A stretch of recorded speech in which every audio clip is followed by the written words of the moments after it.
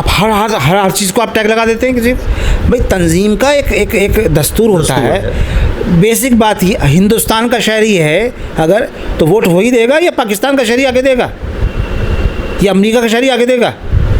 नहीं, मुशावरत हिंदुस्तानी मुसलमानों की तंजीम है। काम करने के मुशावरत के वो काम नहीं हुए। पिछले 3 महीने से ये वबंडर फैलाया गया। हद होनी चाहिए ना। आपने हद मुकर्रर किया है कभी जो तरमीम हुई है उसमें? मैंने क्या कहा कि नौजवानों की नुमाइंदगी के लिए मुस्लिम तलबा की तंजीमों के दरवाज़े लीगली खोल दिए हैं। बात यह है कि हमने इसमें ख्वातीन की तंजीमों की एंट्री खोली है। अस्सलाम वालेकुम रहमतुल्लाह। मुसलमानों की तंजीमों में एक नुमाया नाम है ऑल इंडिया मुस्लिम मजलिस मशावरत का। इस वक्त मैं ऑल इंडिया मुस्लिम मजलिस मशावरत के मरकज़ी दफ्तर में हूँ। ये जो तंजीम है एक तरह से इसको वफाक कहा जाता है तंजीमों का, और इसकी जो मेंबरशिप होती है वो पहले तंजीमों को दी जाती है, उसके बाद कुछ अहम शख्सियात को दी जाती है। इस तंजीम का काम होता है मिली जमातों के दरमियान बाहम इत्तेहाद की फ़िज़ा कायम करना, या किसी भी अहम मसले पर मिली जमातों के रहनुमाओं को, मिल्लत की अहम शख्सियात को मुत्तहिद करना, और इसीलिए इसको एक अपेक्स बॉडी कहा जाता है। उर्दू में एक तंजीमों का वफाक उसको कह सकते हैं। ऑल इंडिया मुस्लिम मजलिस मशावरत की अपनी एक अहमियत है। इसके क़याम को 50 साल से ज़्यादा का अरसा गुजर चुका है और लगातार इस तंजीम की अहमियत बढ़ती जा रही है। इस वक्त मैं मशावरत के दफ्तर में हूँ और इसके जो अभी सदर है नवेद हामिद, उनसे कुछ बातचीत करेंगे, क्योंकि ख़बर आ रही है कि मशावरत का जो दस्तूर है इसमें कुछ तरमीमात की गई है। इसके बुनियादी दस्तूर में कुछ तब्दीलियाँ की गई है। कुछ लोग उस तरमीम का खैर मकदम कर रहे हैं तो कुछ लोग इसकी तनकीद भी कर रहे हैं, एतराज़ कर रहे हैं कि इस तरह इसमें तरमीम नहीं होनी चाहिए थी। तभी हम बातचीत करेंगे सदर मशावरत से, दूसरे ज़िम्मेदारों से, कि किस तरह की तरमीम की गई है, तरमीम अपनाने का क्या एक तरीक़ा अपनाया गया है। दूसरे लफ्ज़ों में कह लीजिए कि रेफरेंडम कराया गया है। तो इस तंजीम के दस्तूर में जो रेफरेंडम हुआ है वो रेफरेंडम क्या है, क्यों कराया गया है, किस तरह कराया गया है और लोगों को इस पर क्यों एतराज़ है। तो आइए हम इसके ये पूरा हम आपको ऑफ़िस दिखा रहे हैं कि इसकी ऑफ़िस का एक हॉल है, इसके अलग अलग कमरे हैं जहाँ काम होते हैं। हालांकि जितनी बड़ी तंजीम है उतनी बड़ी इसका ऑफ़िस नहीं है, लेकिन अपने आप में इसकी जो ऑफ़िस है कि अहमियत है कि दिल्ली के अहम शहर जामिया नगर का अबुल फजल में है और ये इसका ये हॉल है। तो इस तंजीम की अपने एक अहमियत है। तो अपने कैमरामैन से दरख्वास्त करेंगे कि आप ज़रा सा इधर आइए, बाद में इस चीज़ों को दिखा दीजिएगा और बातचीत करते हैं हम नवेद हामिद से। तो इधर आइए आप। और ये इस तंजीम का एक मीटिंग रूम है, यहाँ मौजूद है तंजीम के सदर नवेद हामिद। तो इनसे बातचीत करेंगे कि रेफरेंडम क्या हुआ है, क्यों हुआ है। नवेद हामिद साहब, ख़बर मिल रही है कि मुशावरत ने अपने बुनियादी दस्तूर और बुनियादी दस्तूर में कुछ तरमीमात की है, एक तरह से रेफरेंडम कराया है। तो वो क्या क्या रेफरेंडम है जो आपने कराया है? देखिए, मुशावरत के ताल्लुक़ से ये बात समझने की ज़रूरत है कि ये एक विफाक माना जाता है जी। 1964 का जो दस्तूर था उसमें तंजीमों की शमूलियत पे ज़्यादा ज़ोर था। अफराद की तादाद उसमें मैक्सिमम 21 रखी गई थी, इनफरादी जो रुकन बन सकते थे। ये पहली बार तरमीम नहीं हुई है जो अभी हुई है। इससे पहले कितनी तरमीम हुई है? 1990 में हुई, 1993 में कोशिश हुई लेकिन तरमीम नहीं हो पाई थी, फिर 2006 में हुई, फिर 2006 के बाद एक मामूली तरमीम 2010 में हुई, उसके बाद 2015 में कोशिश की गई, वो बात नहीं हुई। फिर 2016 में एक कमेटी बनाई गई, उस कमेटी ने 1.5 साल तक काम किया लेकिन वो कमेटी काम नहीं कर पाई, पूरा नहीं हो पाया। तो अभी जो गुज़िश्ता मई में मुशावरत की जो मजलिस आम, जिसको आप जनरल बॉडी कहते हैं अंग्रेज़ी में, उसकी एक नशिस्त हुई थी। उस नशिस्त में ये यूनानिमसली डिसीजन हुआ। एक तो होता है कसरत राय से, एक होता है इत्तफाक़ राय से। इत्तफाक़ राय से डिसीजन हुआ कि मुशावरत की रूह को बहाल किया जाए। और इस आर्गुमेंट को जिन लोगों ने आगे बढ़ाया उसमें जमात इस्लामी के डॉक्टर कासिम मसूद इलियास साहब थे, पेश सबसे आगे वही थे। इग्नू के फॉर्मर वाइस चांसलर प्रोफेसर बसीर अहमद ख़ान थे।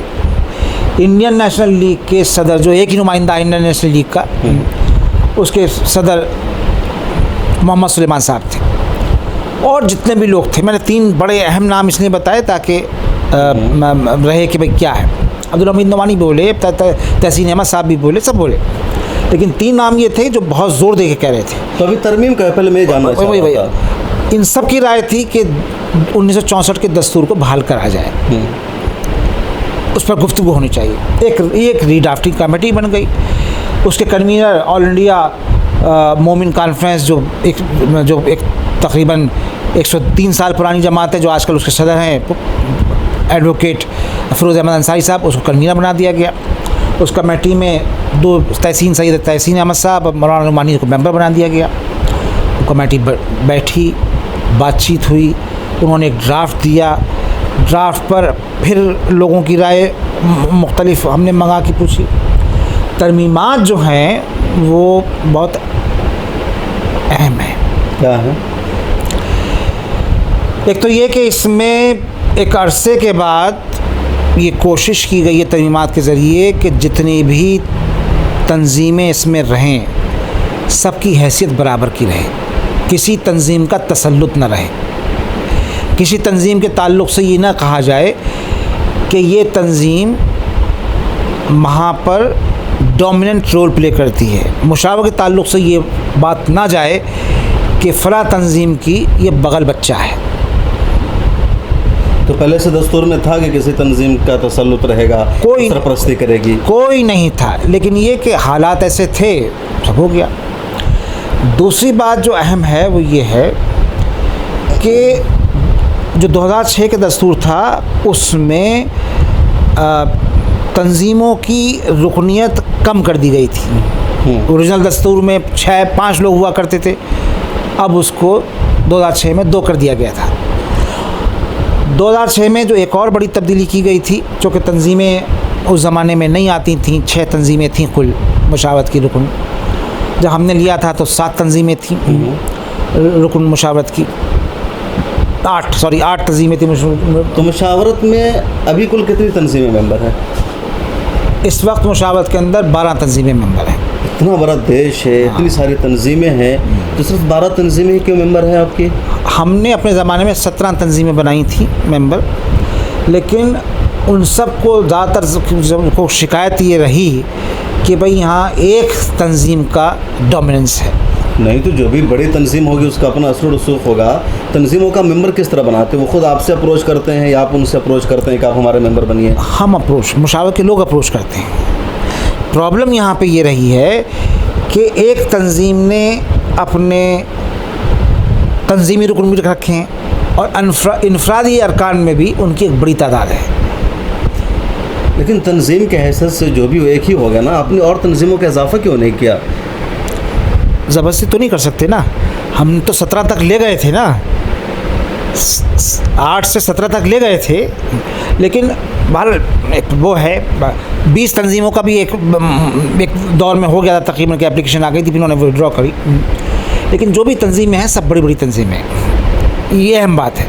जमात इस्लामी है, जमात अहले हदीस है, ऑल इंडिया मोमिन कॉन्फ्रेंस है, अपना जमीयतुल कुरैश है, all India Muslim OBC organization है, उसके बाद आपका AMP है, मतलब जितनी जमीयत उलमा हिंद, जमीयत उलमा हिंद का तो एक 1966 का एक रेजोल्यूशन है कि मुशावरत की वो रुकनी बनेगी। अभी आपको याद होगा जो मुशावरत का रेजोल्यूशन है या जमीयत का? जमीयत उलमा का रेजोल्यूशन है। तो क्यों उन्होंने रेजोल्यूशन पास किया? क्यों आपके मेंबर नहीं बनते वो तो उनसे पूछिए, मैं उस पर क्या। ऑल इंडिया मिल्ली काउंसिल है मेंबर? ऑल इंडिया मिल्ली काउंसिल तो हकीकी तौर के ऊपर बात यह है कि मुशावरत के मद्दे मुकाबले बनी थी ऑल इंडिया मिल्ली काउंसिल। नहीं, लेकिन उनका काम काज का तरीका बिल्कुल अलग है। आप तंजीमों का मेंबर बनाते हैं, उन्हें क्या तंजीम एक भी मेंबर नहीं है? लेकिन वो कहते हैं अपने आप को, वो भी अपने आप को वफाक कहते हैं। नहीं, कभी उन्होंने कहा कि मैं वफाक है तंजीमों का? नहीं, वो दस्तूर में शामिल नहीं है। नहीं है शामिल, लेकिन उनका ये कहते हैं कि तमाम मसलक बिरादरी के लोग हमारे यहाँ शामिल है। तो उसमें मिल्ली काउंसिल का एक अपना मौक़िफ़ है कि भाई उनको मुशावरत का मेंबर नहीं बनना है, उनका भी मौक़िफ़ है। आप लोगों ने नहीं बनाया या उन्होंने इनकार किया? मैंने खुद डॉक्टर मुज़फ़्फ़र साहब से बात की 2 दफ़ा, उन्होंने कहा नहीं हम नहीं बनेंगे। ऑल इंडिया मुस्लिम personal law board? Personal law board तो एक बड़ा दूसरा इदारा है। ये पर्सनल लॉ बोर्ड खालिस्तान मजहबी इदारा है, ये मुशावरत मजहबी इदारा नहीं है। मुशावरत मुल्क सियासी इदारा है। मुशावरत मुल्क के हालात पर गुफ्तगू करने के लिए है, और मुशावरत ने हमेशा मुस्लिम पर्सनल लॉ बोर्ड की हिमायत की है, तायद की है, उनकी तायद की है उनके मौक़िफ़ में। अच्छा, हम लोग बातचीत कर रहे थे रेफरेंडम पर, तो और रेफरेंडम क्या क्या कराए हैं आपने? देखिए, मैंने इसमें सबसे अहम काम ये किया है कि तंजीमों का जो ऑल इंडिया लेवल की तंजीमें हैं उनको भी बाइफरकेट किया है कि 5 रियासतों से ज़्यादा जिनके स्टेट चैप्टर्स हैं उनके कितने रुकन रहेंगे, 4 रियासतों से कम जिनके स्टेट चैप्टर्स हैं उनके कितने रहेंगे। सबसे अहम बात यह है कि हमने इसमें ख़वातीन की तंजीमों की एंट्री खोली है, ख़वातीन की जो ऑर्गेनाइजेशन से। इसमें हमने जो ट्रस्ट काम करते हैं नेशनल लेवल के ऊपर, उसमें रखा है कि सब 5 रियासतों में अगर कोई अंजुमन काम करती है, फलाही काम, बहुत सारे इदारे, आपको मालूम है बहुत सारे इदारे काम कर रहे हैं, तो उनका नुमाइंदा भी उसमें दिया जाएगा। NGO का नुमाइंदा समझ लीजिए आप, ट्रस्ट या NGO का नुमाइंदा। इसमें हमने कहा है पहली बार, हालांकि SIO को दस्तूर को बालाताक रख के यहाँ पे मेंबर बनवाया गया था, दस्तूर इजाज़त नहीं देता नौजवानों को उसकी रुकनीत की, सिर्फ एसोसिएट मेंबर नौजवानों को बनाया जा सकता है, लेकिन हमने दस्तूरी तौर के ऊपर उनकी रुकनीत को बिल्कुल मोहर लगवा दी है कि अब तलबा तंजीम के लोग भी इसके रुकन बन सकेंगे। तो अब तक आप कह रहे थे कि नौजवान मेंबर नहीं बन सकते मुशावरत के? मुशावरत दस्तूर हमने थोड़ी बनाया है। मतलब क्या एक एज मुतय्यन होगी ना, कि क्या एज मुकर्रर? उसमें बस ये लिखा हुआ है कि नौजवान मुशावरत के रुकन नहीं बन सकते। नौजवान की तो एक हद होगी ना। कुछ लोग 50 साल को होकर के भी खुद को नौजवान कहते हैं। अब राहुल गांधी 50 साल को हो चुके हैं, वो खुद को नौजवान कहलाते हैं। कोई उसमें हद नहीं लिखी, बहुत सारी त्रुटियाँ। मतलब सदर चाहेगा, जिसको चाहे सदर मेंबर बनाए, जिसको चाहे नहीं बनाए, और कह देगा कि आप नौजवान हैं। उसमें लिखा है एसोसिएट मेंबर बन सकते हैं बगैर वोटिंग राइट के, आधी फीस के ऊपर। नहीं, तो उसके कि हद होनी चाहिए ना। आपने हद मुकर्रर क्या है अभी जो तरमीम हुई है उसमें? मैंने क्या कहा कि नौजवानों की नुमाइंदगी के लिए मुस्लिम तलबा की तंजीमों के दरवाजे लीगली खोल दिए हैं। तंजीमों के दरवाजे आपने खोले हैं, ऐसे नौजवान मेंबर नहीं बन सकते? अभी भी नहीं बन सकते। उस पर राय नहीं बनी है, उस पर इत्तेफाक राय नहीं हो पाया था। तो ये बात हमने करी है। और दूसरी बात ये कि मुशावरत में हमारे आने से पहले अगर आप पूरा उठा के देखें तो आमला के अंदर दिल्ली के 20 में से जो आमला के लोग होते थे, मुंतखब लोग होते थे, 13-14 मुंतखब दिल्ली के लोग होते थे, और उसमें से भी ओखले के 8-9 लोग होते थे। तो उसमें हमने इंश्योर कर दिया है, साउथ की नुमाइंदगी बहुत कम होती थी, एक आध किसी को रख लिया तो रख लिया, वो भी नॉमिनेशन के अंदर। तो हमने देखिए, जमहूरियत के अंदर पार्टिसिपेशन जो है वो नुमाइंदगी जो है वो इलेक्शन से होती है, इलेक्शन से होती है, मेहरबानी से नहीं होती है। तो तेलंगाना, तमिलनाडु, केरला और कर्नाटका, इन रियासतों का एक नुमाइंदा मजलिस आमला में ज़रूर रहेगा।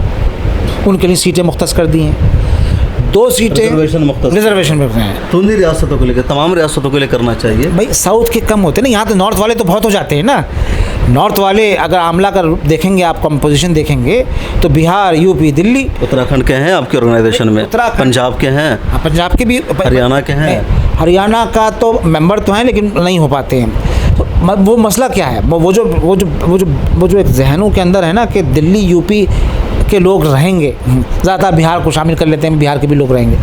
उसको मैंने तो नए दस्तूर ने उसको, और जो कमेटी है उसने उस पर तवज्जो दी कि साउथ की नुमाइंदगी होगी, नॉर्थ ईस्ट की नुमाइंदगी होगी। उसमें ये कहा कि ख़वातीन की नुमाइंदगी, मुशावरत पहली ऐसा इदारा बनेगा जिसमें ख़वातीन का रिप्रेजेंटेशन इलेक्शन से इंश्योर किया गया है कि आमला के अंदर उनकी नुमाइंदगी होगी। लेकिन तो पहले से ख़वातीन की नुमाइंदगी मिली कौंसिल में ख़वातीन है, आमला में है, मुस्लिम पर्सनल बोर्ड में है, जमात इस्लामी हिंद में है, तो सब तंजीमों में ख़वातीन। वो नॉमिनेशन की हैं सारी की सारी, नॉमिनेशन किए हैं। यहाँ हमने इंश्योर किया है कि उनको किसी की ज़रूरत नहीं पड़ेगी, उनकी सीटें मुख्तस कर दी हैं। मतलब आपने उनको रिजर्वेशन दिया है, रिजर्वेशन दिया है। वहाँ बाज़ाब्ता वो उनको बनाया जाता है, तो रिजर्वेशन से ज़्यादा उनकी वैल्यू हुई ना। जनरल कैटेगरीज में ख़वातीन को लोग चुनते हैं। भाई पर्सनल लॉ बोर्ड का आप अहमियत, कितने लोग पर्सनल लॉ बोर्ड के अंदर चुनाव लड़ते हैं, वहाँ सब तय होता है, माफ़ कीजिएगा, सब तय होता है। तो सारी तंजीमों में होता है नवेद साहब, मुशावरत में अब ये नहीं होता है, सब में तय होता है। हमारे ज़माने में ये तय नहीं हुआ है।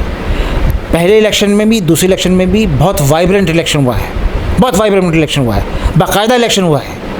और हमने अपने ज़माने में पहली बार ख़वातीन को जितवा के लेके आए हैं, बाकायदा। आमला का कोई मेंबर बनता है तो उसके लिए वोटिंग होती है? वोटिंग होती है। कौन लोग वोट देते हैं? हम मुशावरत के रुकन अरकान में वोट देते हैं। वही जो आमला के अरकान होते हैं। आमला के अरकान, भैया आमला के अरकान नहीं, नाम, अगर मैं मुशावरत का सदर बनना, सॉरी मान लीजिए मेंबर ही बनना है मुझे, तो क्या तरीका होगा उसके लिए? उसकी क्राइटेरिया है। क्या क्राइटेरिया है? कॉन्स्टिट्यूशन में वो देख लीजिए आप, उसमें सब लिखा हुआ है कि कौन कौन किस कैटेगरी के होंगे, किस कैटेगरी से कौन कौन आ सकते हैं, वो उसका क्राइटेरिया है। वो उसमें वो शामिल किया गया। मैं अभी क्राइटेरिया की बात नहीं कर रहा हूँ। आप अगर रेफरेंडम पे बात करने आए तो सब उसी तक कन्फाइन कीजिए। रेफरेंडम आपने किस तरह कराया ये बताइए। देखिए, रेफरेंडम जो है मुशावरत में, मुशावरत के रेफरेंडम दस्तूर में तब्दीली का एक ज़रिया है। दो तरीक़े से मुशावरत में दस्तूर की तरमीमात होती हैं।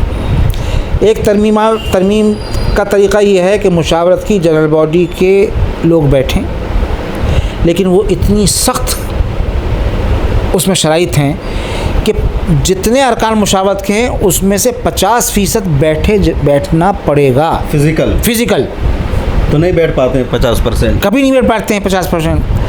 दिलचस्पी नहीं लोगों की मुशावरत में जो मेंबर्स हैं। अरे भाई, आप ये बार बार दिलचस्पी पे क्यों आ जाते हैं? बार बार दिलचस्पी पे क्यों आ जाते हैं? 50% भी इकट्ठे नहीं होते मुशावरत के मेंबर? नहीं होते हैं, तारीख़ में नहीं होते हैं। मुशावरत में जब भी दस्तूर में तरमीम हुई है वो रेफरेंडम से हुई है। मतलब रेफरेंडम किस तरह से? ये जो अभी आपने कराया लोगों को ड्राफ्ट भेज कर? हाँ, तो उसमें ये सिलसिला है। अगर आप पूरी बात करने दें, अगर आधे जुमले पे बात रोकेंगे मेरी तो बात ये सुबह तक नहीं होगी।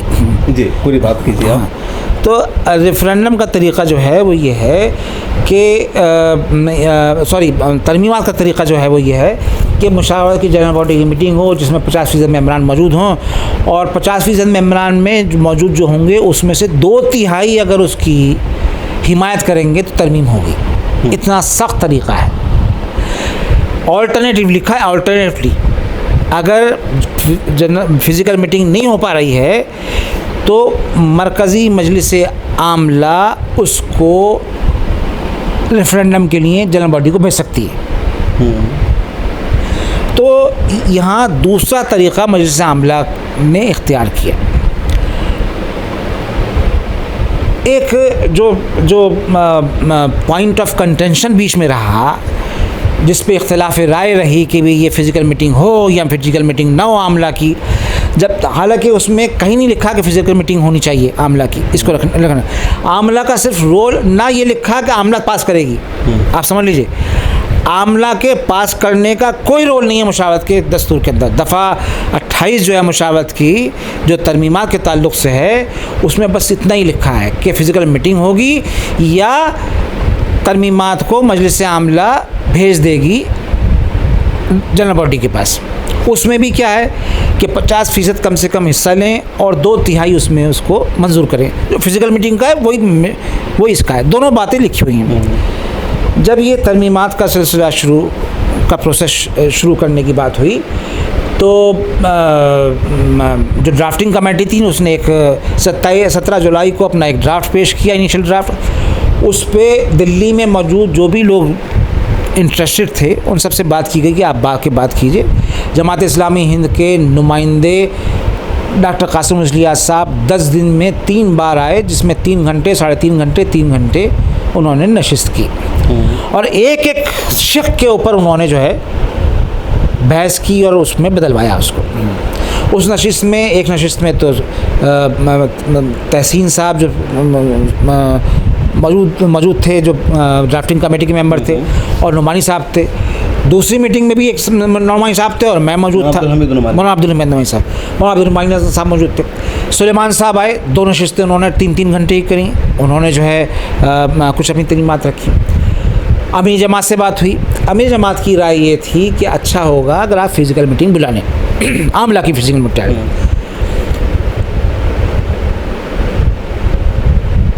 मैंने उनसे ये कहा कि फ़िज़िकल मीटिंग बुलाने में मुझे कोई कबाहत नहीं है, लेकिन फ़िज़िकल मीटिंग में अगर दिल्ली की वो दो थी हमारी, तो मैंने ख़त आमला के लोगों को लिखा। मैंने कहा मैं ख़त लिख देता हूँ, उनसे पूछ लेता हूँ क्या लोगों की राय है, क्योंकि अब हमारे यहाँ केरला से भी हैं, आसाम से भी हैं, कहाँ से हैं। उनको मैंने ख़त लिखा। उस ख़त में मैंने उनको 27 जुलाई को ख़त लिखा। उस ख़त में मैंने उनसे आमला के 28 अरकान को ख़त लिखा। उस ख़त में मैंने उनसे 3 सवाल किए। एक सब उनको इत्तला दी कि भाई ये ड्राफ्ट बनाया गया है जो जनरल बॉडी की मीटिंग में तय हुआ है। जनरल बॉडी का डिसीजन तो मैं नहीं बदल सकता, कोई भी नहीं बदल सकता। जनरल बॉडी का डिसीजन हुआ है, ये ड्राफ्ट बनाया गया है, इस ड्राफ्ट पे आपकी राय क्या है। 28 में से 24 लोगों ने उसमें जवाब दिए। 24 तो बहुत बड़ी तादाद हो गई ना, नहीं हो गई।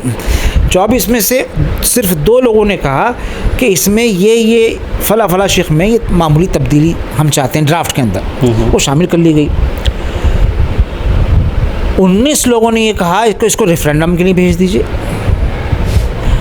18 लोगों ने ये कहा, 19 में से 24 में से 18 लोगों ने ये कहा कि तरमीमात जो हैं इसकी फ़िज़िकल मीटिंग की ज़रूरत नहीं है। एक साहब ने, सैयद तहसीन अहमद साहब ने कहा कि जो जमहूर की राय होगी आमला की, वही मेरी राय होगी। अगर जमहूर कहती है कि मीटिंग बुलाइए तो बुला लीजिए, फिज़िकल मीटिंग नहीं कहती तो नहीं बुलाते। और 19 के 19 अफराद ने उसको ये कह दिया कि इसको रेफरेंडम के लिए भेज दीजिए। 4 अरकान कासिम रसूल इलियास साहब जमात इस्लामी के, मलिक मोहतसिम साहब जमात इस्लामी के, सुलेमान साहब इंडियन नेशनल लीग के, और एक हमारे अच्छे दोस्त हैं डॉक्टर कौसर उस्मान साहब लखनऊ के, उन्होंने कहा कि फ़िज़िकल मीटिंग। तंजीम के डॉक्टर कौसर उस्मान जो हमारे यहाँ मेडिकल जुमरा है, इनफरादी मेंबर हैं, उन्होंने कहा कि नहीं बुलाइए। तो मैंने कासिम रसूल इलियास साहब से गुफ्तगू की, बुलाया और उनसे कहा कि साहब ये, उन्होंने मुझसे पूछा कि भाई क्या राय आई है। शुरू में ये बात तय हो गई थी कि जो मेजॉरिटी की राय होगी वो राय हम मानेंगे। मैं आपसे पूछता हूँ शम्स तबरेज़ साहब कि अगर सदर को आमला के 19 अरकान ये कह रहे हैं कि फ़िज़िकल मीटिंग की ज़रूरत नहीं है और 4 अरकान कह रहे हैं कि फ़िज़िकल मीटिंग की ज़रूरत है, तो मुझे क्या करना चाहिए? आपका दस्तूर तय करेगा। आपके दस्तूर में किस तरह के सदर को वेटो करने का पावर है या वीटो करने का मेजॉरिटी की राय पर अमल करना है? भाई किसी भी जमहूरी इदारे में क्या होता है मुझे बताइए आप। अब मैं किस इदारे का तो भाई आप बताइए ना, आप सहाफ़ी हैं। जमहूरियत में क्या मतलब है जमहूरियत का? दोनों ऑप्शन है। कहीं पर कसरत राय पर अमल किया जाता है, कहीं पर सदर जो बेहतर समझता है वो फैसला करता है। हमारे यहाँ तो कसरत राय से बात चलती है ना। तो आपके यहाँ कसरत राय पर फैसला होता है? कसरत राय का फैसला हुआ, जो कसरत राय उस पर फैसला। तो अब एक तरफ 4 लोग हैं, एक तरफ 19 लोग हैं, तो मुझे किसकी राय बात माननी चाहिए? 19 लोगों की बात माननी चाहिए।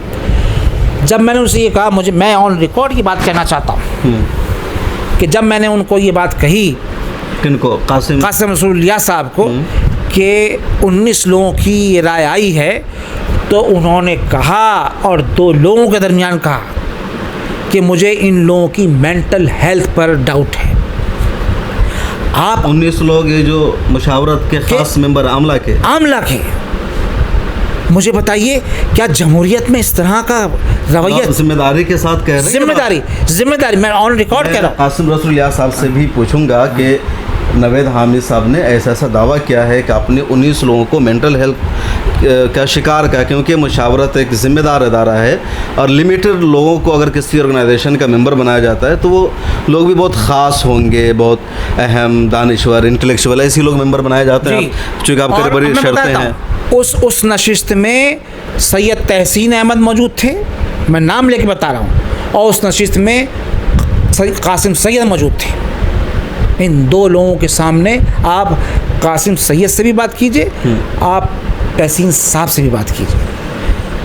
आप समझिए कि कितने एकदम कितना अफसोसनाक पहलू है ये।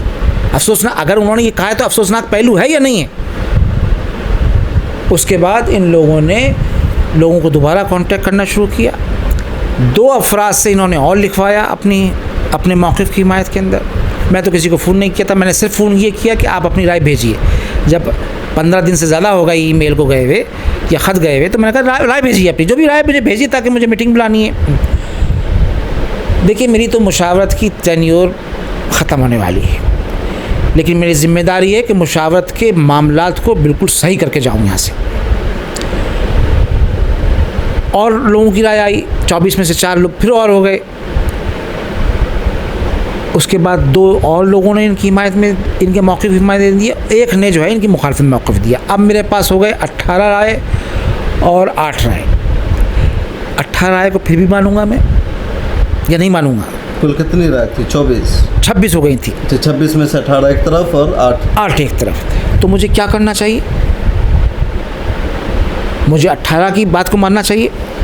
मैंने रेफरेंडम को भेज दिया।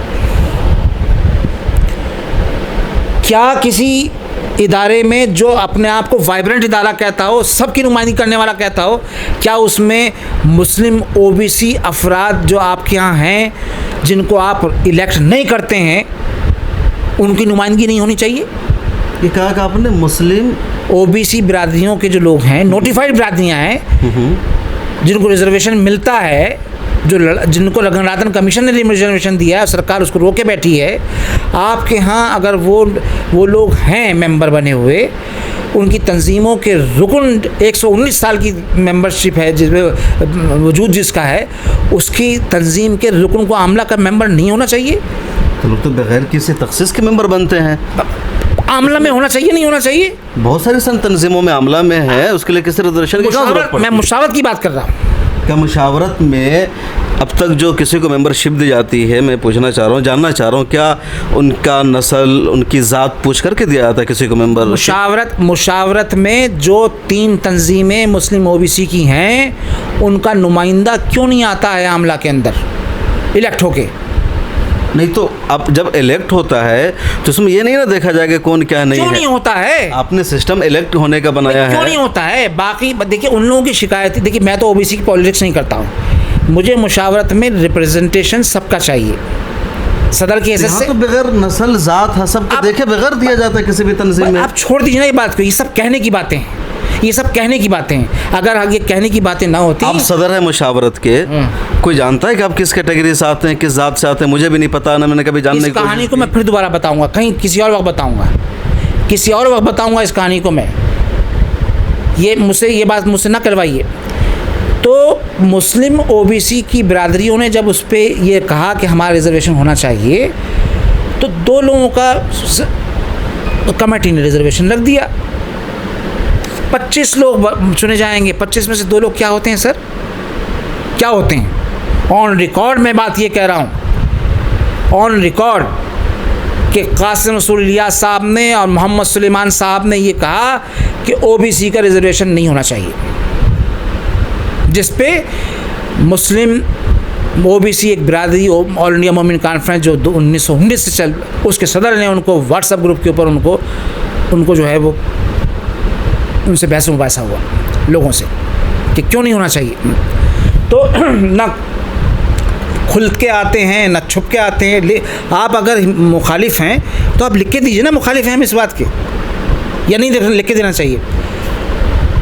रेफरेंडम हुआ, रेफरेंडम में जमात इस्लामी के अरकान ने, जिसमें मलिक मोहसिन साहब सेक्रेटरी जमात इस्लामी हिंद हैं, उन्होंने ये, और कासिम रसूल इलियास साहब ने व्हाट्सएप ग्रुप पे, मुशावरत के व्हाट्सएप ग्रुप के ऊपर एक मुतवाज़ी उन्होंने ग्रुप बना रखा है, उसके ऊपर ये कहा कि सब लोग इस रेफरेंडम की मुखालफत करें, बाइकआउट करें।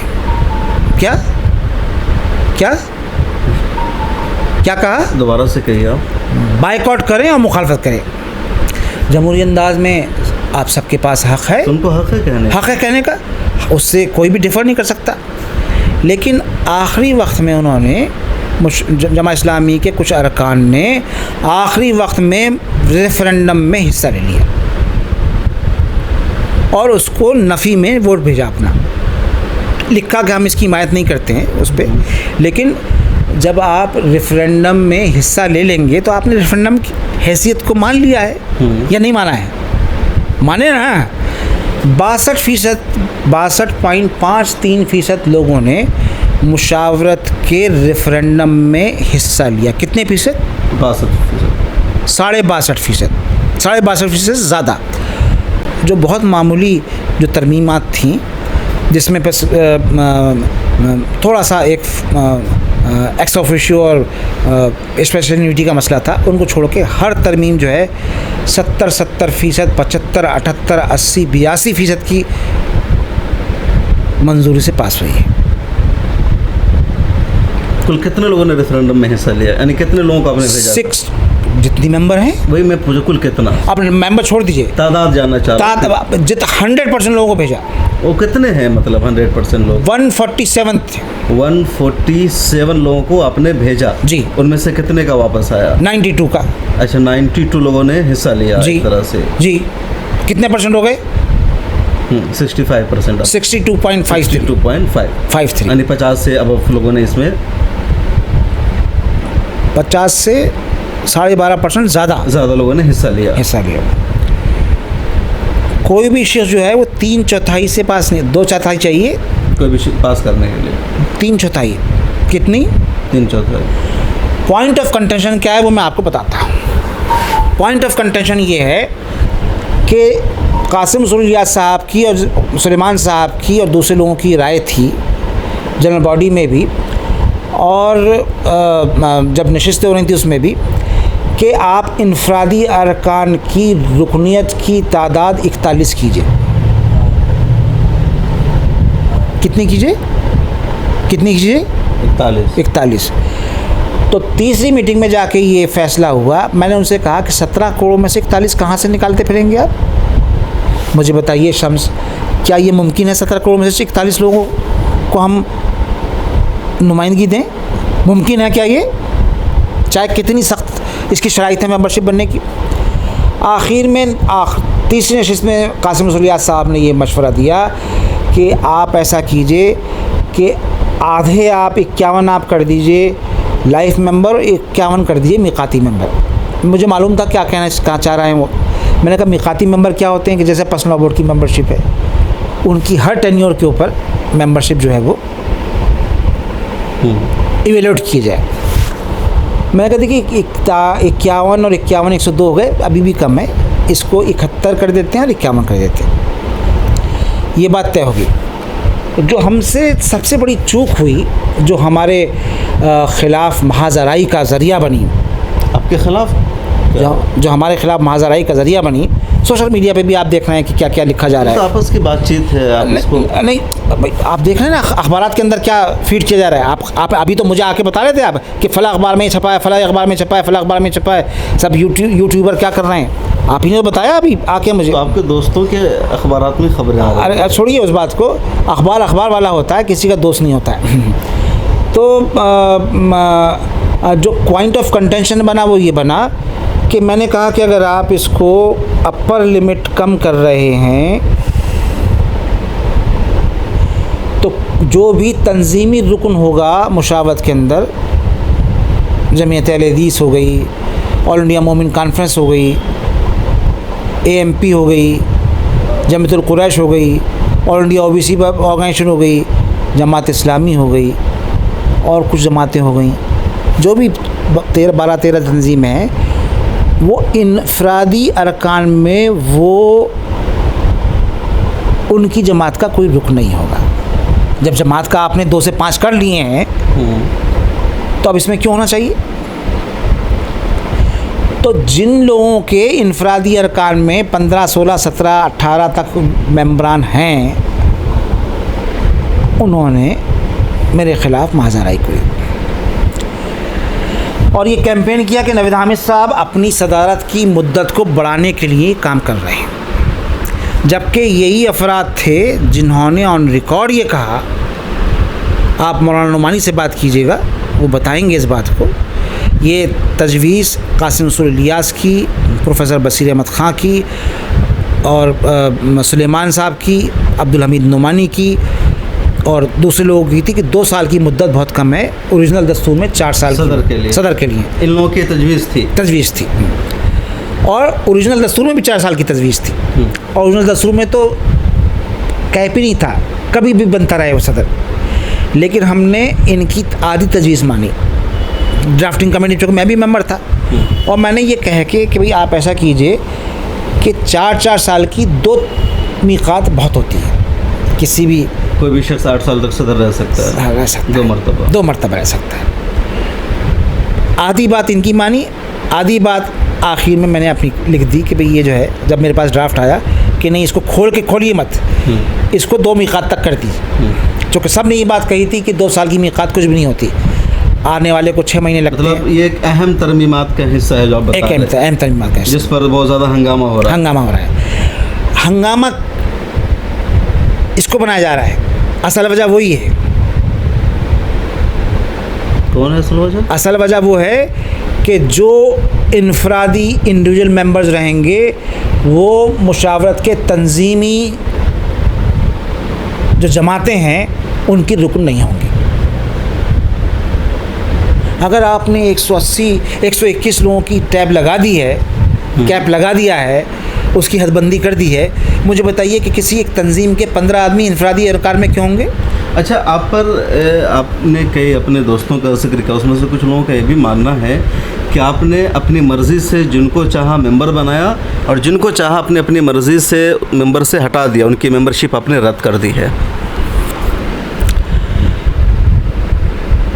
जिन अफराद को मैंने मेंबर बनाया उनकी लिस्ट मौजूद है। जो मुशावरा का क्राइटेरिया है वो दस्तूर में लिखा हुआ है ना। मतलब दस्तूर में सदर को इख्तियार है मेंबर बनाने का है, बताता हूँ। क्राइटेरिया ये है। अभी तो आप कह रहे थे कि चुनाव होता है मेंबर बनने का। नहीं, आमला का चुनाव होता है। अच्छा, आमला का मेंबर बनने के लिए इलेक्शन होता है। उसके अलावा जनरल बॉडी का मेंबर सदर बनाता है। हाँ, और एक कमेटी लिखी हुई है कि भाई वो स्क्रीनिंग कमेटी होती है। स्क्रीनिंग कमेटी हमने हमेशा स्क्रीनिंग कमेटी से करवाया। स्क्रीनिंग कमेटी में आमला के मेंबर होते हैं। आमला के भी हो सकते हैं, लेकिन आमला की हमारे ज़माने में आमले की मेंबर हैं। तो उसमें अब्दुल हमीद नुमानी भी हैं स्क्रीनिंग कमेटी के मेंबर।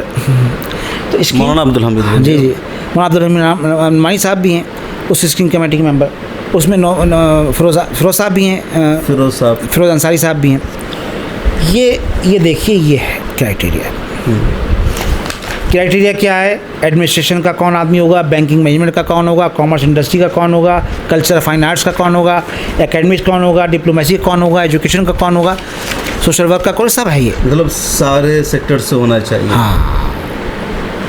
इसके अलावा अगर हमने किसी को बनाया है, अपने दोस्त को, मुझे बहुत सारे लोगों ने बात कही कि नैब साहब ये क्या कर रहे हैं आप, इतने बड़े बड़े लोगों को मुशावरत में क्यों लेके आ रहे हैं, ये आपके लिए दिक्कत का। मैंने कहा मुझसे मेरी क्या, आने वाले के लिए दिक्कत होगी। मैंने कहा मैं तो बहुत छोटा आदमी हूँ। अगर मैं IAS अफसरान को यहाँ पे लेके आ रहा हूँ, मैं MPs को लेके आ रहा हूँ, मैं यहाँ पे फार्मर जजेस को लेके आ रहा हूँ, मैं यहाँ पे फॉर्मर मिनिस्टर्स को और एम्बेसडर्स को लेके आ रहा हूँ, तो ये मेरी डरने की बात है या मुशावरत के में खुश होने की बात है? ये इल्ज़ाम तो मैंने इसका जवाब ये दिया है।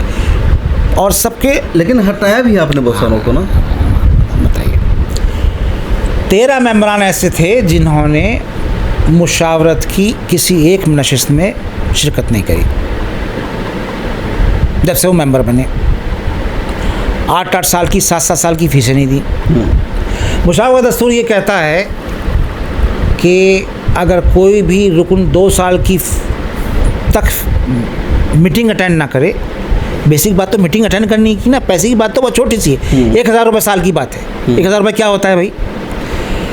अगर कोई भी मेंबर 2 साल तक मीटिंग अटेंड ना करे और इस दरमियान 2 साल की फ़ीस भी ना दे तो उसकी रुकनीत ख़त्म की जा सकती है। इल्ज़ाम है कि मैंने करा, ये बिल्कुल बहतान है। मजलिस आमला ने इसका डिसीजन लिया फरवरी 2021 में। कब? फरवरी 2021 में जी। और डिसीजन लिया फरवरी 2021 में, और ये कहा कि जिन मुशावरत के दस्तूर में कहीं ये नहीं है कि जिन लोगों को आप निकालें इस ज़ुमरे में उनको आप मुतलक कीजिए। उनकी अदम दिलचस्पी जाहिर हो जाती है, 5-5 साल नहीं आ रहे, 8-8 साल की फ़ीस नहीं दी, अदम दिलचस्पी तो है ना ये बात। लेकिन आमला ने ये बात कही कि आप एक काम ये कीजिए, ये सब मेंबरों को एक ख़त लिख दीजिए कि जिन वो 15 दिन में फ़ीस दे दें, और अगर फ़ीस अदा ना करें वो तो उनकी मेंबरशिप 15 दिन के बाद ऑटोमेटिकली ख़त्म कर दी जाए। कोविड आ गया, दूसरा कोविड आ गया, अमल नहीं हो पाया। 1 दिसंबर में लोगों के पास ईमेल गया, व्हाट्सएप मैसेज गए, दोनों पूरे रिकॉर्ड मौजूद हैं। जिन लोगों ने फ़ीस देनी थी उन्होंने फ़ीस दे दी, जिन लोगों ने फ़ीस नहीं देनी थी उन्होंने नहीं दी। आमला के डिसीजन को इम्प्लीमेंट करने वाला कौन आदमी है, मुझे बताइए आप। तो चेयरमैन की जिम्मेदारी है, सदर की जिम्मेदारी है। जब स्टिपुलेटेड जो मुतय्यना मुद्दत थी, जब उसकी गुजर गई, एक और रेजोल्यूशन हुआ। क्या? एक और रेजोल्यूशन हुआ। हाँ, और उसमें ये लिखा गया कि 5 दिसंबर 2015 का रेजोल्यूशन इस ताल्लुक़ से, 27 अक्टूबर 2018 का रेजोल्यूशन, फरवरी 2021 का रेजोल्यूशन को सामने रखकर एक ख़त इन हज़रात को लिखा गया, और इन्होंने फ़ीस अदा नहीं की। जिन अफराद को लिखा गया और इन्होंने फ़ीस अदा नहीं करी, उन सब की रुकनियत 1 जनवरी 2022 से ख़त्म कर दी जाती है। और उस रेजोल्यूशन पे बहुत ही अहम बात है, उस रेजोल्यूशन पे जमात इस्लामी के सेक्रेटरी मलिक मोहतसिम साहब के फ़िज़िकल दस्तखत हैं।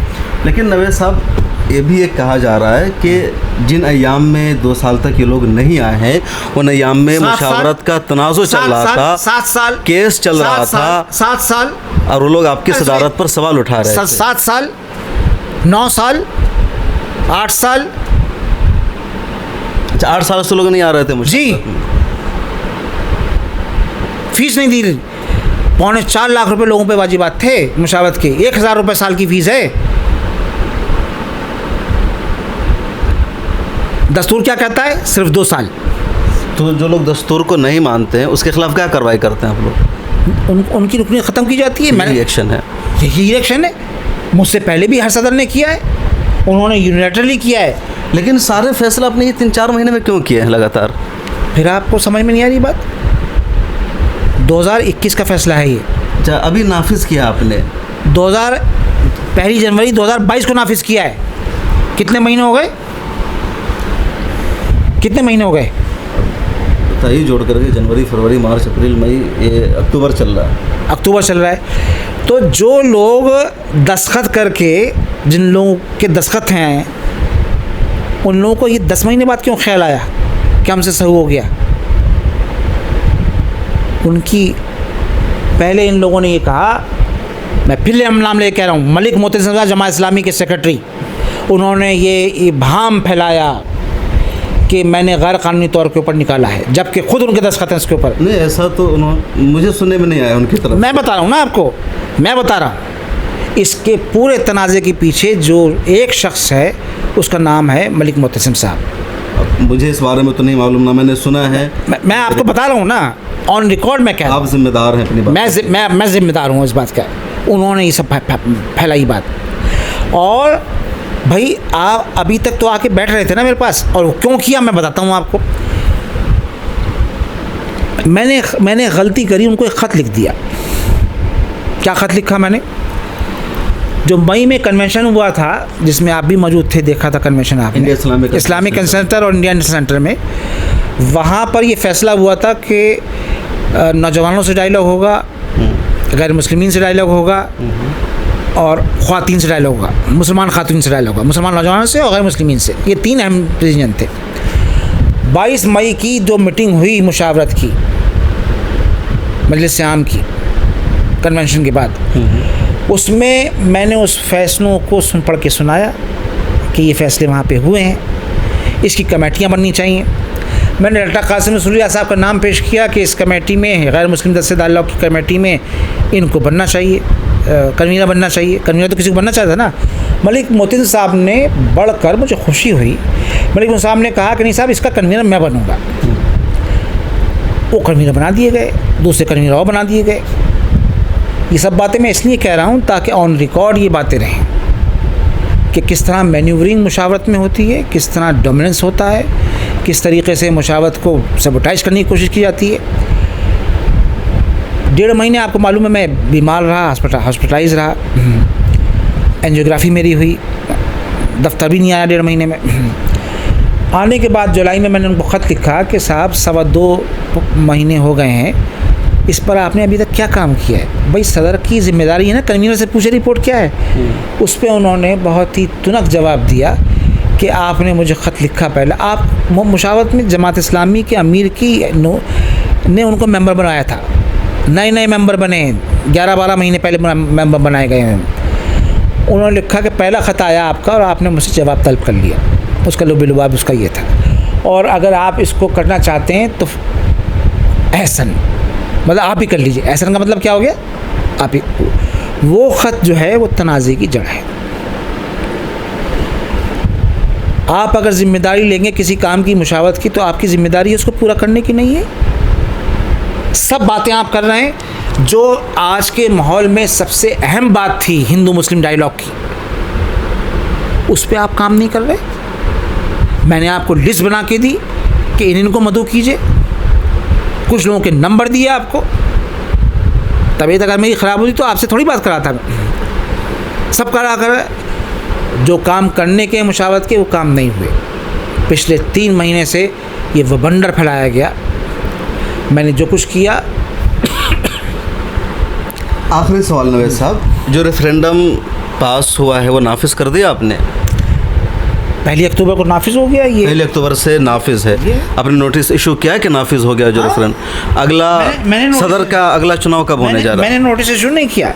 रिपोर्ट में कन्वीनर ने कोई खबर तो नहीं आई है मीडिया में, कोई आपने प्रेस रिलीज इशू नहीं किया है। हम क्यों बहुत सारी बातें, ये तो आज मुझे मजबूरी में आपने आके, मिल्लत की ऑर्गेनाइजेशन है तो कम से कम मिल्लत को मेंबरशिप नहीं देते हैं, लिमिटेड लोगों को मेंबर्स बनाते हैं, तो कम से कम लोगों को तो पता चलना चाहिए कि क्या हो रहा है। मैं नहीं बनाता हूँ, मेरे हाथ में नहीं है। नहीं, आप ही तो बनाते हैं, इतने सारे लोगों को आपने बना रखे हैं। ये मेरे हाथ में, ये दस्तूर है। वही दस्तूर है और दस्तूर आप बना रहे हैं। तो अपने प्रेस रिलीज हो रहा है तो इशू करना चाहिए था, कम से कम कर देंगे, कल कर देंगे जी। और मुझे आज सदर का अगला चुनाव कब है? क्योंकि 4 साल से सदर का चुनाव नहीं हुआ। आपको कौन कह रहा है 4 साल से ज़्यादा का चुनाव नहीं हुआ? चर्चा है। आप कुछ होमवर्क कर लीजिए। मैं एक्सपर्ट नहीं हूँ मुशावरत का, तो किसी भी बात को कहने से पहले एक सहाफ़ी को और जिम्मेदार, आप बहुत मारूफ और बड़े पॉपुलर यूट्यूब के आप चैनल जो है उसके आप ज़िम्मेदार हैं। नहीं, शुक्रिया। वैसे हम लोग तो छोटे लोग हैं, बहुत आप लोगों की ऑर्गेनाइजेशन। नहीं, ये बहुत अहम इदारा है जिसमें आप दे रहे हैं।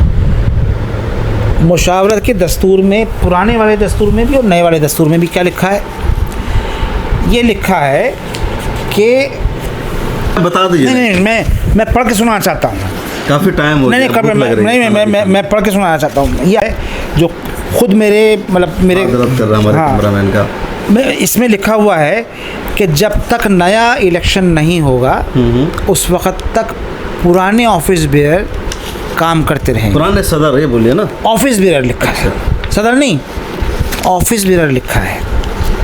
तो उसमें सदर भी शामिल है? उसमें सदर भी शामिल है।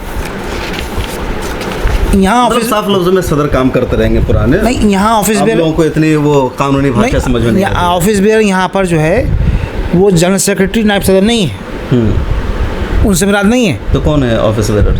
आमला और सदर। चूँकि इंतखाब आमला का होता है और सदर का होता है। एक साथ होता है, नहीं समझ रहे आप? जी। जब 2017 के आखिर में इलेक्शन को चैलेंज किया गया, उसके नतीजे को रुकवाया गया, तो वो स्टे टूटा 2020 में आके, 2020 में आके स्टे टूटा। जी।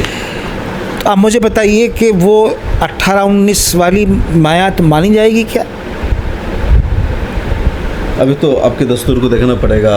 तो दस्तूर में मैं बता रहा ना क्या लिखा है। अगला चुनाव कब हो रहा है मैं जानना चाह रहा हूँ सीधे सीधे। अब होने वाला है, अब कब? कोई डेट अभी फिक्स नहीं है? फिक्स नहीं है अभी उसकी ऐलान कहाँ जारी होगा? मतलब अभी हम मीटिंग कर रहे हैं, उसके अंदर मैं आरओ बना दूंगा। उम्मीदवार कौन होता है? जो मेंबर होता है अमला का वही है? नहीं, उम्मीदवार तो आप जनरल बॉडी का कोई भी हो सकता है। जनरल बॉडी में पहले आना ज़रूरी उम्मीदवार बनने के लिए? जी जी। मिल्लत का कोई फ़र्द जिम्मेदार नहीं बन सकता है? क्या पर्सनल बोर्ड के अंदर मिल्लत का कोई जिम्मेदार बन सकता है? मिली काउंसिल में बन सकता है, जमीयतुल में बन सकता है, किस इदारे में बन सकता है? मुझे बताइए। जो मेंबर होंगे वही तो बनेंगे। आप हर चीज़ को आप टैग लगा देते हैं किसी। भाई तंजीम का एक दस्तूर होता है। बेसिक बात ये, हिंदुस्तान का शहरी है अगर, तो वोट वही देगा या पाकिस्तान का शहरी आगे देगा या अमेरिका का शहरी आगे देगा? नहीं, मुशावरत हिंदुस्तानी मुसलमानों की तंजीम है। मिली काउंसिल वालों से जाके पूछिए नहीं बात ये कि कोई भी मिल्लत का आदमी बनेगा। जब उनसे बातचीत होगी तो उनसे भी पूछेंगे, पूछते रहते हैं। तो भाई मेरे अजीज़, किसी भी तंजीम का एक दस्तूर होता है, उस तंजीम में शामिल जो लोग होते हैं वही मेंबर बन सकता है। ये मैं जानने के लिए मेंबर नहीं बन सकते। उसूल क्या होता है? क्योंकि जैसे कुछ ऑर्गेनाइजेशन का है ना, कॉमन है कैसे उसका चुनाव होता है, क्योंकि मिली तंजीमों के बारे में जो चुनाव होता है पता नहीं चल पाता। जब सब कुछ हो जाता है तब लोगों को पता चलता है। उसूल जो भी हो। आरएसएस का सरसंघचालक कौन बनता है? कांग्रेस पार्टी का बन जाता है क्या? आरएसएस से क्यों मुआवजा? फिर आप किसी से मुआवजा नहीं करें। कांग्रेस पार्टी का कौन बनता है मुझे बताइए आप। मतलब आपने आरएसएस से उसूल खास मैं एक जानने के लिए सवाल कर रहा था कि क्या तरीक़ेकार होता है जो चुनाव होता है, ये आप इसमें होता क्यों हो रहा है? बेसिक बात ये है कि किसी भी इदारे का ऑफिस बेरर, चाहे सदर हो चाहे आमला का रुकन हो, उस तंजीम का रुकन होना चाहिए। वही नहीं, मैं ये सवाल कर रहा था कि मिल्लत की ऑर्गेनाइजेशन है बट तरीक़ेकार लिमिटेड है। जमीयतुल में तरीक़ेकार दूसरा है क्या? अभी हम मुशावरत की बात कर रहे हैं। अब भाई आप अपने आपको डिफेंड करने के लिए आप जमीयत उलमा हिंद और आरएसएस की मिसाल दे रहे हैं। नहीं, आप मुझे बताइए ना। मैं आपके फहम के ऊपर मुझे जो है ना हंसी आ रही है कि आप ये ऐसे सकते हैं बिल्कुल, लेकिन मेरा सवाल है कि मिल्लत का ऑर्गेनाइजेशन है तो क्या तरीक़ेकार है? आपका यहाँ एडिटर जो बनेगा आपके इदारे का आदमी बनेगा, किसी चलते फिरते पहले तो उसको शामिल करेंगे ना, किसी को भी बनाया जा सकता है एडिटर। भाई शामिल करेंगे ना पहले तो इदारे में आके। एडिटर किसी को भी बनाया जा सकता है। पहले शामिल करेंगे ना उसको। पुराना मेंबर होना कोई जरूरी नहीं, नया आदमी भी एडिटर बन सकता है। आप शामिल करेंगे ना उसको पहले। नया आदमी भी एडिटर बन सकता है। भाई शामिल करेंगे ना पहले इदारे में। जी जी जी। या नहीं करेंगे? या कहेंगे कि साहब वो फला आदमी तुम एडिटर हो, बस तुम अपना घर से बैठ के करो। कुछ असूल ज़वाबित होते हैं। नहीं भाई, उसूल ज़वाबित ही जानने के लिए मैंने उसूल ज़वाबित सवाल नहीं, ये सवाल ना, गुस्सा नहीं हो रहा मैं। ये सवाल आपका बिल्कुल बचकाना है कि मिल्लत का आदमी क्यों नहीं बन सकता? क्या मुशावरत में मिल्लत के आदमी नहीं है क्या? मिल्लत के अफराद नहीं है? ये सवाल बहुत बचकाना है कि मिल्लत के ऑर्गेनाइजेशन में मिल्लत का आदमी नहीं बन सकता। अरे भाई, मिल्लत का आदमी क्यों नहीं बनेगा? पहले तो उसको मुशावरत का रुकन बनना पड़ेगा। तो वही आपको समझाना बताना है, गुस्सा क्यों हो रहा है? गुस्सा नहीं। तरीक़ेकार ये है, मिल्लत का आदमी बनेगा, पहले शर्त है कि उसके जनरल बॉडी का मेंबर बने, फिर इसका चुनाव होता है, नोटिस निकलता है, फिर वो उम्मीदवार बन सकता है। तो वही तो समझाना था आपको तरीका। नहीं समझाना नहीं, वो जो आपने शरारत में सवाल किया उसका मैंने वैसे ही जवाब दिया कि मिल्लत ये देखिए, एक बात समझ लीजिए, हमारी जितनी तंजीमें हैं, जमीयत उलमा हो गई, मिली काउंसिल हो गई, मुस्लिम पर्सनल बोर्ड हो गया, और जितनी तंजीमें हैं, जमात इस्लामी हो गई, जमीयत तहरीर हो गई, ये मिल्लत का एहसास है। इनको हमेशा कटघरे में नहीं खड़ा करना चाहिए। नहीं, कटघरे में कहाँ खड़ा कर रहे हैं आप? कह रहे मिल्लत नहीं, आपने जैसे मिल्लत आप सवाल पूछने का हक नहीं देते हैं। कहते जो आमला के लोग हैं वही सवाल कर सकते हैं। नहीं, कौन बात मिल्लत की कर? कौन कह रहा है? कौन कब कहा? मैं नहीं बात, आमला के लोग सवाल कर सकते हैं, बताइए कब कहा? ये तो कहा जाता है कि भाई मिल्लत की तंजीम कहा जाता है, तो उनसे बात कीजिएगा जिनसे जो कहते हैं, हमसे नहीं कीजिए। तो हमारे साथ थे नवेद हामिद साहब, जिनसे कई सारे मुद्दों पर बातचीत हुई, नाराज़ भी हो गए, कैसा सवाल क्यों कर दिया। मुशावरत एक बड़ी ऑर्गेनाइजेशन है, अपेक्स बॉडी है, और इसके इसके कामकाज को और आगे ले जाने की ज़रूरत है। फ़िलहाल इन्होंने रेफरेंडम कराया, रेफरेंडम पर तनाज़ो है और तनाज़ो का जिक्र करते हुए तफसील से उन्होंने बताया और कई लोगों का नाम भी लिया है। इल्ज़ामात लगाए गए हैं मलिक मुतसिम साहब के बारे में, कासिम रसूल इलियास के बारे में। सच्चाई क्या है उनसे भी जानने की कोशिश करेंगे कि जो दावा क्या है, जो इल्ज़ाम लगाया है, उनका क्या कहना। वैसे ऑल इंडिया मुस्लिम मजलिस मुशावरत एक बड़ी ऑर्गेनाइजेशन है, बट आवाम से इसका बहुत रब्ता कम रहता है, आवाम को मालूमात भी बहुत कम है।